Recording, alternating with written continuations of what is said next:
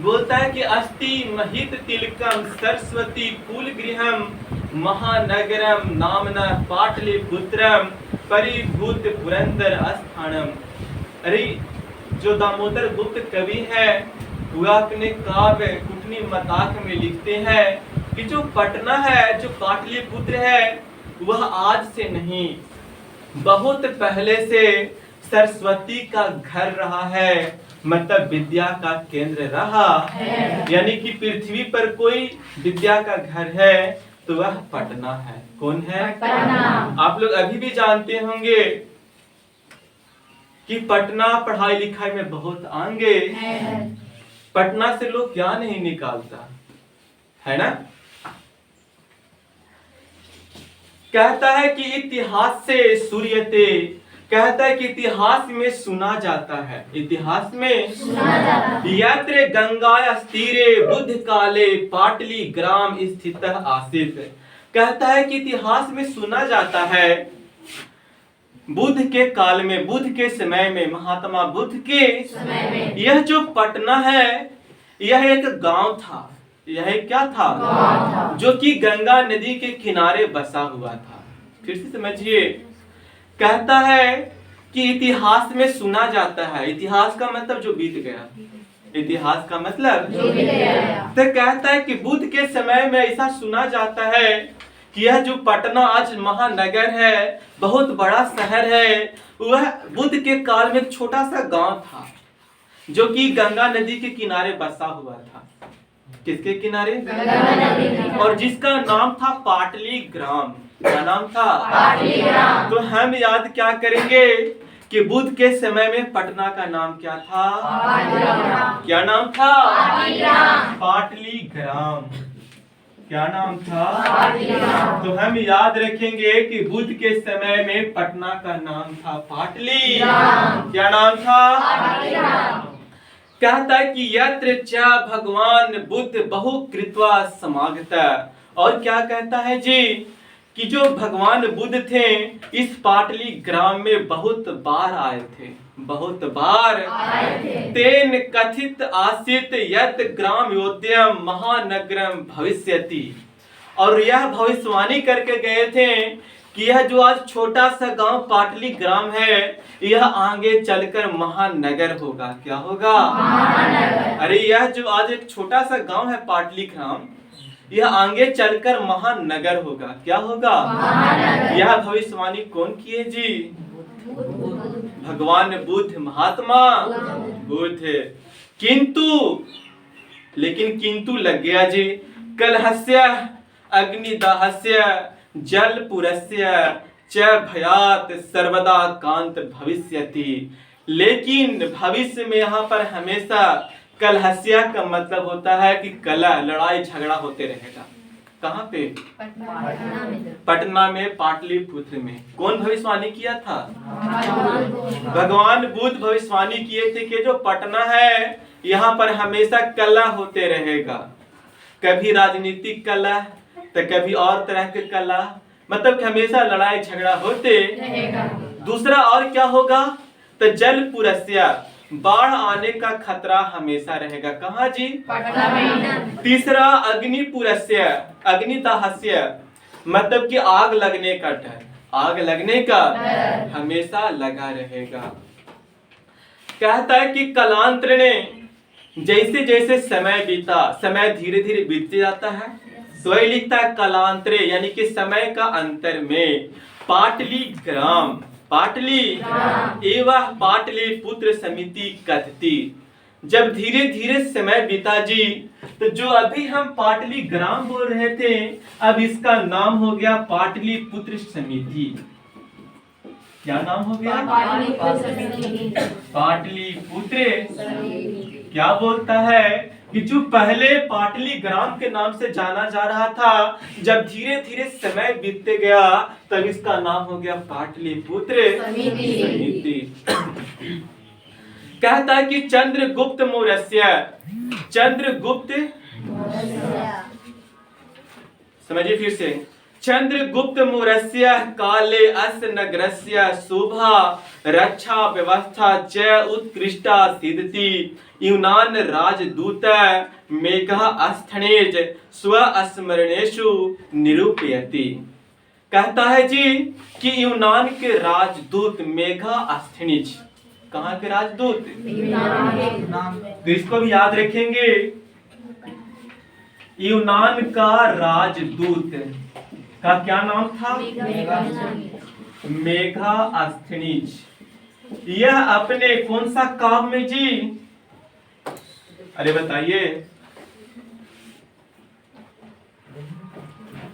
देखिए यूनान का जो राजदूत था जिसका नाम था मेघास्थनीज, क्या नाम था? यह अपने काव्य में, यह अपने क्या लिखता है कि चंद्रगुप्त के समय, जब पटना का राजा चंद्रगुप्त मौर्य था। कौन था?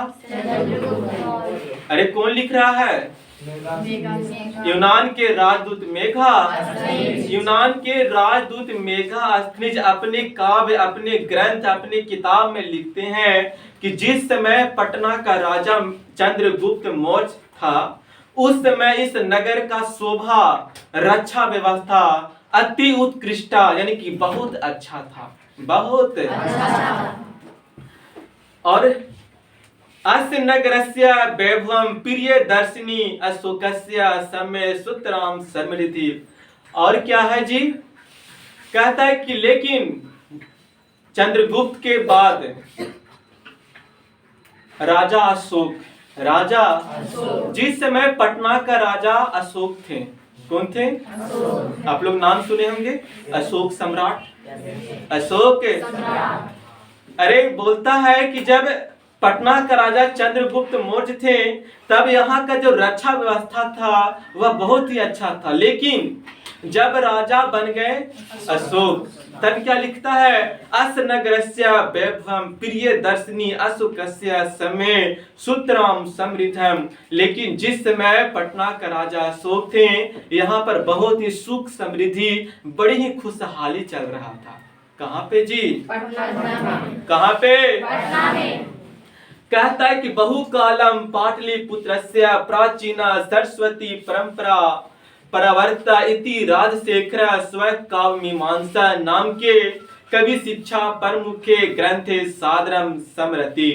कहता है बहुकालम यानी कि बहुत समय बाद, पाटलिपुत्रस्य मतलब पाटलिपुत्र का प्राचीना सरस्वती परंपरा। अरे कहता है कि बहुत समय के बाद जो पटना का जो प्राचीन क्या था? परंपरा था, सरस्वती परंपरा था, जो विद्या वाला बात था, जो ज्ञान वाला बात था, उसको एक लेखक और लिखता है जिसका नाम है राजशेखर। क्या नाम है? राजशेखर। इसको भी कहीं लिख दे। देखिए राजशेखर, कवि का नाम क्या है? राजशेखर। अरे कवि का नाम क्या है? राजशेखर नाम है। और इसका काव्य का क्या नाम है? इसका नाम है कि स्वकाव्यमीमांसा। स्व मतलब कि खुद का और काव्य मतलब अपना काव्य, ठीक है ना? वह अपने काव्य मीमांसा। तो राजशेखर भी लिखते हैं स्वकाव्यमीमांसा में किसके बारे में? पटना के बारे में। किसके बारे में जी?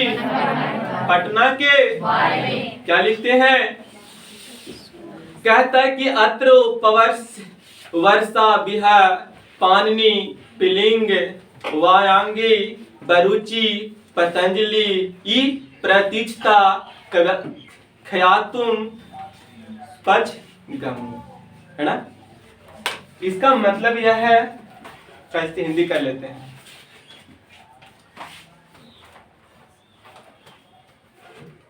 बोलता है जी इसका अर्थ यह है कि यहाँ वर्षों तक पाणिनि, पिलिंग, व्यांगी, बरुचि, पतंजलि परीक्षित होते हुए प्रसिद्धि को प्राप्त हुए। अरे कहने का मतलब यह है कि पटना में बहुत सारे विद्वान लोग आए, जिसमें कौन कौन?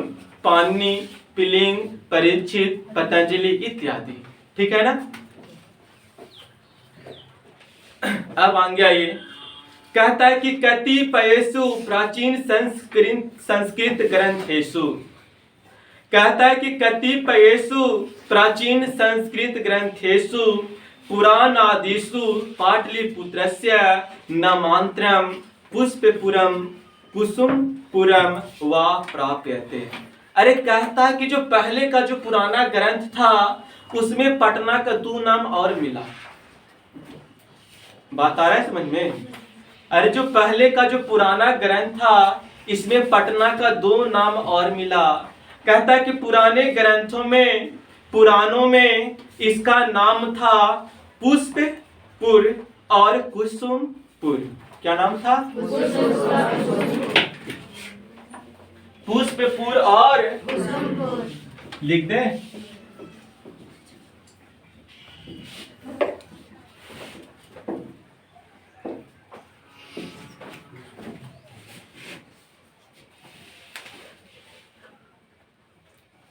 अभी तक हम कितना नाम जाने पटना के बारे में? झूठ ना बोलिए।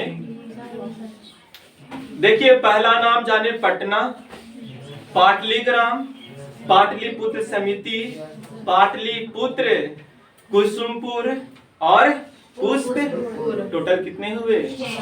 6। कितने नाम? 6 नाम। तो कहता है कि पुराणों में, प्राचीन संस्कृत ग्रंथों में पाटलिपुत्र का नाम पुष्पपुर और कुसुमपुर भी देखने को मिलता है। कहता है कि अनेन ज्ञायते यत्र नगरस्यास्य समीपे पुष्पानाम बहुलमुत्पादनम भवति समय। और कहता है कि ये पुष्पपुर और कुसुमपुर नाम होने के पीछे कारण है, पटना के निकट बहुत ही ज्यादा फूल का खेती होता था। किस चीज का खेती? इसीलिए इसका नाम पुष्पपुर और कुसुमपुर भी रखा गया था। ठीक है ना। अरे पुष्पपुर और कुसुमपुर नाम रखने के पीछे कारण है कि पटना के नजदीक, पटना के समीप फूलों का खेती होता था। किसका खेती? कहता है कि पाटलिपुत्र समिति शब्दो अपि पाटल पुष्पानाम पुत्र चिलिक रचनाम आश्रित्य पर चलित। और क्या कहता है कि जो पाटलिपुत्र समिति जो नाम है यह क्यों रखा गया जी? तो जो फूल होता था उसमें एक फूल था जिसका नाम था पाटल। किसका फूल? पाटल का फूल। पाटल का, तो पाटल के फूल के नाम पे इसका नाम रखा गया पाटलिपुत्र समिति। क्या रखा गया? पाटलिपुत्र समिति। ठीक है। कहता है कि शरद काले, शरद काले का मतलब ठंडा के समय में, शरद काले का मतलब कहता है कि शरद काले नगरे अस्मिन कमोदी महोत्सव इति महान समारोह है गुप्त वंश शासन काले अतीव प्रचलित। अरे कहता है कि जिस समय पटना में राजा थे गुप्त वंश के, कौन सा वंश के? अरे जिस समय पटना में राजा थे गुप्त वंश के, उस समय एक महोत्सव चलता था जिसका नाम है कुमोदी महोत्सव। क्या नाम था? यह जो महोत्सव है यह शरद काल यानी कि ठंडा के समय में मनाया जाता, जो कि बहुत ही प्रचलित था, बहुत ही विख्यात था। कौन सा पर्व? कुमोदी महोत्सव। कुमोदी किसके शासन काल में? गुप्त वंश के शासन काल में मनाया जाता। हाँ, ठीक है। कहता है कि तत्र सर्वे जना आनंद मग्न अभुवन संप्रति दुर्गा पूजा अवसरे तादृश एवं समारोह दृश्यते। कहता है कि जब कुमोदी महोत्सव मनता था जी, तो सब जितना भी लोग थे वह खुशी पूर्वक आनंद मग्न होकर झूम उठते थे। और जैसे ही कुमोदी महोत्सव खत्म होता था एक पर्व और आ जाता था जिसका नाम है दुर्गा पूजा। क्या नाम है? कुमोदी महोत्सव के बाद कौन सा महोत्सव? दुर्गा पूजा का महोत्सव मनाया जाता था। कहता कि काल चक्र वसाद यद्यपि मध्य काले पाटलिपुत्रम वस्त्र सहस्त्र परिमितम जिनार्थ अभवत तस्य संकेत अनेकेषु साहित्य ग्रंथेषु मुद्रा राशेषु राक्षस दिशु लभ्यते मुगल वंश काले अस नगरस्य समृद्धो जाता है। अरे कहता है कि धीरे धीरे समय बीतता गया, अब आ गया मध्यकाल। कौन सा काल? तो मध्यकाल में पटना का नाम देखने को मिला पाटलिपुत्र। क्या मिला? पाटलिपुत्र। और मध्यकाल में ही यहाँ का जो राजा थे मुगल वंश के राजा, ठीक है ना। आपसे ऑब्जेक्टिव में क्वेश्चन आ सकता है कि मध्यकाल में किस वंश का राजा थे पटना में? तो इसका आंसर होगा मुगल वंश। क्या आंसर होगा? कहता है कि मुगल वंश काले अस नगरस्य समृद्धो जाता है। कहता है कि मुगल वंश के काल में भी पटना में बड़ी सुख सुविधा था जी, बहुत अच्छा तरीका से पटना था। किसके शासन काल में? कहता है कि आंग्ल शासन काले च पाटलिपुत्रस्य सुतराम विकास हो जाता। और आंग्ल शासन काले का मतलब क्या हुआ? आप लोग को पता होगा कि जैसे ही मुगल का शासन काल खत्म हुआ, धीरे धीरे अंग्रेज लोग अपना एंट्री मारना स्टार्ट कर दिया। अरे है ना। तो जैसे ही मुगल का शासन काल खत्म हुआ, धीरे धीरे विदेशी लोग का आना स्टार्ट हो गया। तो बोलता है कि विदेशी के भी शासन काल में पटना का बहुत ज्यादा विकास हुआ। किसके शासन काल में?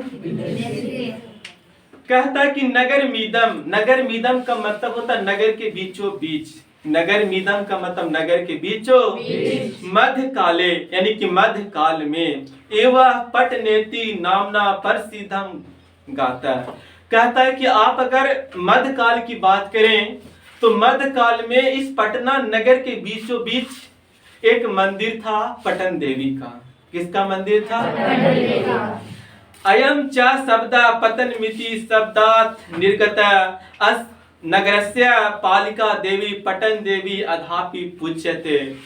कहता है कि जो मंदिर था पटन देवी, इसे लोग नगर पालिका के नाम से भी जानते थे। मतलब नगर के रक्षा करने वाली, नगर के रक्षा। आप लोग को पता होगा कि पाटलिपुत्र से इसका नाम पड़ गया पटना। तो पटना नाम क्यों पड़ा? पटन देवी। पटन देवी। तो पटन देवी से पटन निकाल के खाली ना कर दिया गया, तो क्या नाम हो गया? पटना। क्या नाम हो गया? तो कहता है कि नगरस्य पालिका देवी पटन देवी अधापि पूज्यते।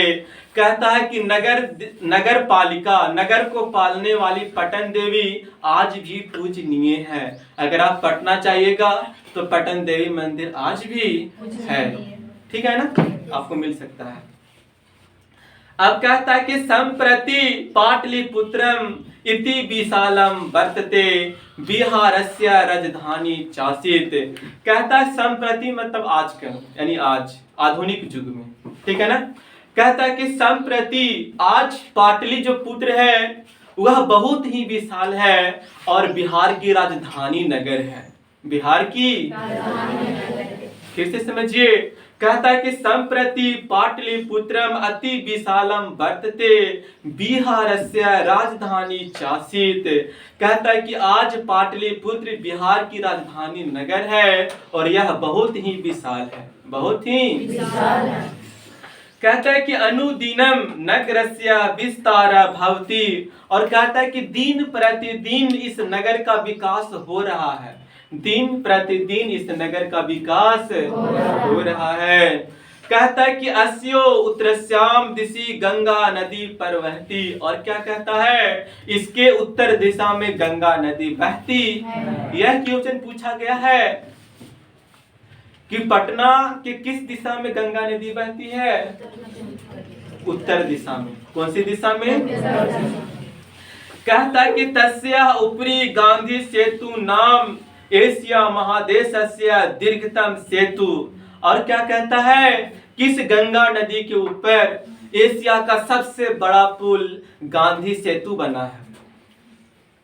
समझिए, इस गंगा नदी के ऊपर पटना में इस गंगा नदी के ऊपर एशिया का सबसे बड़ा पुल महात्मा गांधी सेतु पुल बना हुआ। किंतु रेलयान सेतु अपि निर्मयानो वर्तते। और क्या कहता है? एक और पुल बन रहा है रेल को चलने के लिए, जो कि अभी निर्माण में चल रहा है। वही से आप लोग को बता दें, ये बुक 2011 में सिलेबस में आया था। तो उस समय वह पुल बन रहा था, लेकिन अब वह पुल बन के एकदम से तैयार है, ओकरा पे ट्रेन भी दौड़ रहा। ठीक है ना। कहता है कि नगरे अस्मिन उत्कृष्ट, कहता है कि इस नगर में अच्छे प्रकार का, अच्छे किस्म का संग्रहालय। संग्रहालय का मतलब क्या होता है? म्यूजियम, जिसमें पुराने पुराने चीज को रखा जाता है। जैसे में गांधी जी के धोती, अरे है ना, गांधी जी के चरखा, मतलब जो जो पुराना चीज है उसको रखा जाता है। उच्च न्यायालय यानी कि हाई कोर्ट। अरे हम यह जान रहे हैं कि पटना में है कोची कोची, तो पहला जाने की म्यूजियम है, कोची है। दूसरा क्या जाने कि उच्च न्यायालय मतलब कि हाई कोर्ट। क्या है? सचिवालय। सचिवालय का मतलब समझते हैं? सचिवालय का मतलब होता है कि जहां पे नीतीश कुमार जाएगा, बैठेगा, जहां से पूरे बिहार का संचालन होता है। ठीक है।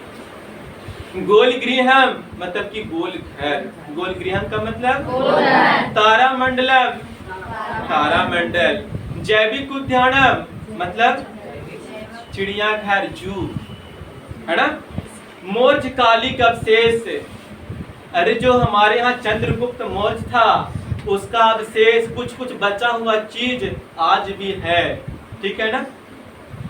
और क्या कहता है कि महावीर मंदिर इत्यति दर्शनीय संति। और क्या है, आप जैसी पटना जंक्शन से बाहर निकलिएगा, एक मंदिर है जिसका नाम है महावीर मंदिर। क्या नाम है?